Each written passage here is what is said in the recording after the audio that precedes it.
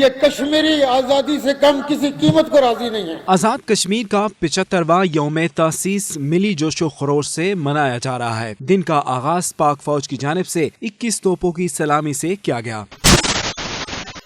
مظفر آباد کے parade ground میں مرکزی تقریب ہوئی۔ قائم مقام صدر آزاد کشمیر چودھری انوار الحق نے پرچم کشائی کی۔ اس موقع پر قومی ترانہ پیش کیا گیا۔ پولیس کے چاق و چوبند دستے نے سلامی پیش کی۔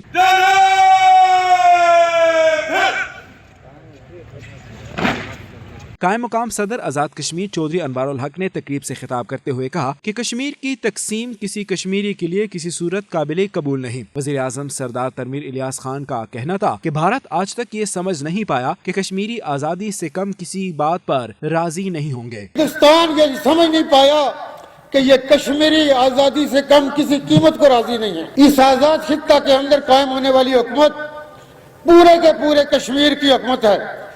مقبوضہ کشمیر کے اندر کسی کٹ پتلی وزیر اعلیٰ کو تو نہ کبھی کشمیریوں نے مانا ہے، نہ ہم کبھی مانتے ہیں، نہ ہم کبھی ایسی ربڑ سٹمپیں یا کٹ پتلیوں کو جانتے ہیں۔ اقوام عالم کی جو ذمہ داری تھی، ہندوستان کی 1949 میں اقوام متحدہ میں جو کمٹمنٹس تھی، جنیوا کنونشن تھے، اقوام متحدہ کے چارٹرز، اقوام متحدہ کے وجود کا معرض وجود میں آنا، میں یہ سمجھتا ہوں کہ جو ڈسکریمنیشن کشمیریوں کے ساتھ روا رکھی گئی اس کا ازالہ ہو جانا چاہیے۔ تقریب میں مقبوضہ کشمیر کی آزادی، آزاد کشمیر کی ترقی، خوشحالی کے لیے خصوصی دعائیں بھی کی گئیں۔